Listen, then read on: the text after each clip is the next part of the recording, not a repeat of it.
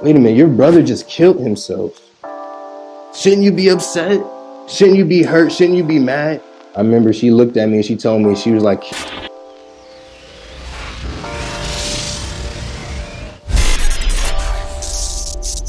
It's the plug.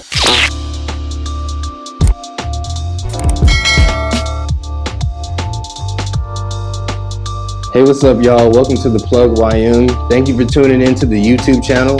Today I'll be sharing a story time about the events in the summer leading up to my junior year of how I got saved. And it's a pretty good story because there's a lot of things that went on in that summer that, allowed me to really see how God was working in my life and how he was showing me grace and mercy. And just how he really completely changed the way I thought, changed my mind, changed my heart with everything that was going on. So it kind of started when my mom, she decided to send me to Alabama for a summer to go work with my grandparents. But there's a reason why she was sending me there. So the reason why was because the sophomore year in high school, I was just acting a straight fool. Like, I was cutting up. I was not acting right at all. I would be out all night going to parties. And then when I mean out all night, like, I wouldn't come home till the next morning, sometimes the next afternoon. I'll be selling drugs in school. My mom, she would drug test me. I failed every single time she drug tested me.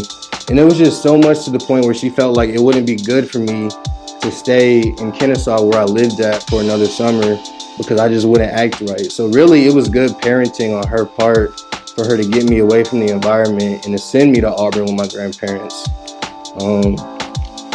So basically, I leave and I go to Auburn, and my grandparents, they set me up with a job at McDonald's.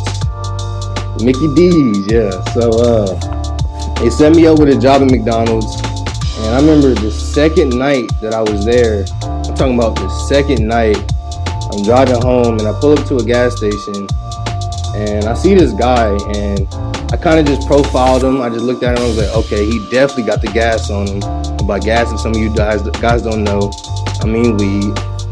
So I saw him, and then I went up to him and I approached him. I was like, hey, do you got some weed on you? Like, can I buy from you? He was like, yeah, sure. Let me hop in your car. Mind you, I was driving this nice Cadillac, big body Cadillac, super nice, that my grandparents let me drive for the summer. So we hopped in, and I'm driving this nice car. So I'm thinking, like, shoot, if he wants to, I don't know this dude. Maybe he could rob me or just anything. Anything wrong could happen. But I want the weed so bad, so I don't care. So he hops in, he sells me the weed, and from that point forward, from that initial encounter, we kind of developed like a relationship. Like, it was an ongoing thing where he would sell me drugs for like a really low price, and I would take him places. I would drive him wherever he needed to be driven around to, and just a whole bunch of stuff. And I had him on Snapchat, so I would see all the things that he would post. He would post stuff with guns, drugs, just all types of stuff. This isn't somebody that I should have been dealing with in any way, shape, or form. But like I said, I was addicted. I wanted drugs so bad that I was willing to do anything to get it, risk anything to get it. And so that kind of just progressed throughout the summer while I was down there. And I remember there was a moment where I was I was driving to go get the drugs, right? I was driving, and then I was driving super fast. I was speeding, and then a cop pulled me over. And mind you, I was like literally walking distance from where I'm gonna go pick the drugs up at. So the cop pulls me over. He comes to the car, tells me I'm speeding, all that good stuff, and he decides to let me off with a warning. I should have taken that warning as a warning from God to just go ahead and like, okay, stop, chill out. You're doing too much. Go ahead and just, turn it around. You don't need to do this anymore. Did I do that? Of course not. I'm addicted. So after the cop left, I went and I got the drugs. And after that, I went home and I did my usual routine, which would be I would go downstairs and I was smoking my grandparents' kitchen. I was smoking their kitchen, while they weren't awake and while they were asleep, and everything would be good. And this would work the entire summer. Like, the whole summer I would be doing this, and it would just work. Like, they wouldn't even know until this time. Then they finally caught on. They could smell it the next day. And they came to me, they asked me what I was doing, and then of course they already knew. So then I had to talk with my grandfather, and this is one of the talks that I'll never forget. My grandfather, he asked me plainly, he was like, Kenan, do you ever think you're gonna stop living this life, or do you think you're ever gonna stop smoking weed? I looked him dead in his face and I was like, no, I'm not. Like, this is who I am.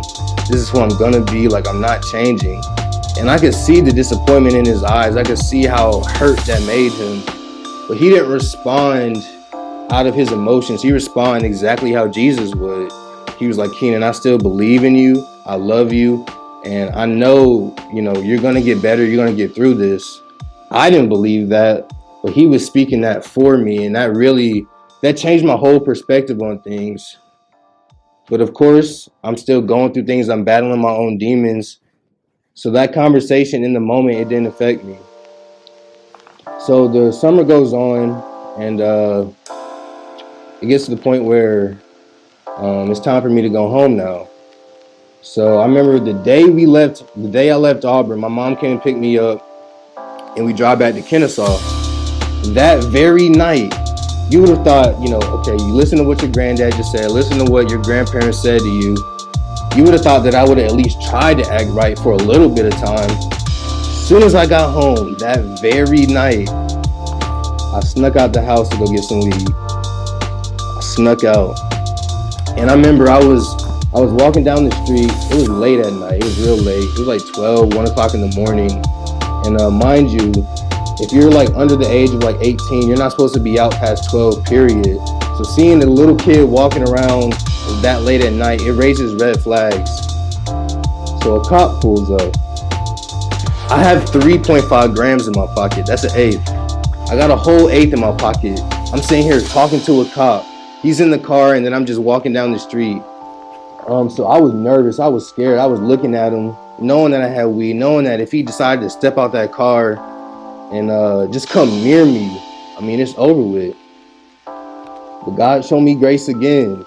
He showed me grace again. The cop just told me to, get on home, not be out so late, all this stuff. And so he let me go. So you would have thought that maybe I would have taken that as a warning as well. Like, God, okay, you warned me again. Like, you let me escape this twice. No, no, I didn't. I'm still addicted. I'm still wanting to do what I want to do. So I didn't take that as a warning. So I go and I get high and I smoke. And I come home, my mom, she's sitting there, she's waiting for me. And I remember as soon as I got in the house, she sent me to the back porch because she said I was going to be sleeping there for the night. And there's something that she told me that'll stick with me forever as well. I remember she looked at me and she told me, she was like, Kenan, you're in the pits of hell. And I was high, so I don't know maybe if that contributed to the dramatic effect that I felt, but when she said that, I was like, whew, she's right. I felt like I was in such a low place, such a deep, dark place that I needed to find a way out. So a couple weeks passed by, it's still the summertime, and I'm debating in my mind whether I want to smoke weed or not. I'm just debating. And I remember I'm driving with some friends, and the whole time in the car I'm thinking, do I want to smoke weed again? Do I want to smoke? Oh, I want to smoke. I don't. I do. I don't. I do. And I'm just thinking all these thoughts in my head. And I remember we're passing by this park called Marley Farms that we all used to play basketball at a lot. And we see this guy named Darius Sims walking. And we knew we had to stop. And the reason I say we knew we had to stop is because Darius Sims, his brother just committed suicide the day before. The day before, his brother just committed suicide. So we were like, we gotta go stop. We gotta go talk to him. We gotta see how he's feeling, how he's doing. Just be there for him. So we were driving, we saw him, we turned around, we came to the park where he was going, and we started talking to him. And I was expecting him to be like, not bawling tears, but just sad, just emotional, just depressed looking. He had a smile on his face. He looked like he had so much joy, a joy that couldn't even be explained, just smiling. And he starts talking to us, and he starts talking about Jesus. And I'm sitting here like, he's like, wait a minute, your brother just killed himself, but you're talking to us about Jesus? Shouldn't you be upset? Shouldn't you be hurt? Shouldn't you be mad? And the thing that I remember when he was talking to us about it, we saw Darius and his brother, the one that just committed suicide, 2 days before that. Darius and Mikey was his name. We were all on the basketball court playing basketball. And I remember Darius was up there, and he was, just telling people that he loved them. He was smiling big. He was telling people about Jesus, all while his brother was there to witness it. But yet 2 days later after that, his brother killed himself. Even seeing that his brother Darius was doing, on this Jesus thing and really changing his life and committing his life to God, his brother was able to witness all of this, but yet he still killed himself. So Darius, he kept talking to us, and he kept, telling us about the love of God, the love of Jesus. And it was just really, it was messing me up, because I was like, I don't know how you could be so happy or speak to us in this manner, but this just happened to you. It didn't make sense to me. It didn't make sense at all. And I remember it was so profound for me, because I was battling the whole entire car ride, whether I wanted to get right or not. And I remember Darius, he had this notebook called God's Promises. I don't know if y'all can see that, but it's called God's Promises. And it just had a bunch of notes of just all the different things that he had been writing about God, and different scriptures and different things about addictions and deliverance from demonic harassment and just all sorts of things. And this was something that, he needed at the time. I mean, your brother just killed himself. You need this more than anybody in the world, because you're going through it. But he gave it to me. And I just thought, wow, how much grace does God have to first allow me to be in that situation when I was calling out to him, wanting to change, and for two, just to allow him to just be able to give me something like this, just to be able to help me on my path and on my walk towards God. So, I mean, from that moment forward, I knew I had to change, because I knew there was something about that God that Darius was serving, something about Jesus that wasn't normal. It's not normal to smile that big in a situation that dark and that depressing. It doesn't make sense. And then as I've been walking with God ever since then, I've just seen how God is a God that doesn't really make sense. He does things that are out of the ordinary, that aren't normal. And I mean, it just all started from, that moment when I ran into Darius and just saw the grace and the mercy that God has showed me all summer long, and how he just kept reaching out for me and kept pulling me. And there's a verse in the Bible where it talks about that God, he'll leave the 99 sheep and he'll go after the one. And that's literally what he did for me, because I was out there. I was far out there. Remember I told y'all earlier in the story where I told my granddad I was never going to stop, ever.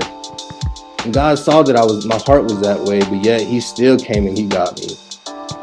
So I just say all that to say that, that's the same way God is going to be for you in your life, whether you feel like you're super far out there, or you feel like you can never make it back, or you feel like you're just going to stay in that same place forever. God's going to keep reaching out for you. He's going to keep trying. He's going to keep visiting you no matter what situation you're in, no matter how you may feel in this present moment. He's going to come after you. So I just thank you guys so much for tuning in, for watching the video. And if you like the video, make sure you like, subscribe, ring that bell notification. And, we'll see y'all again later. Peace.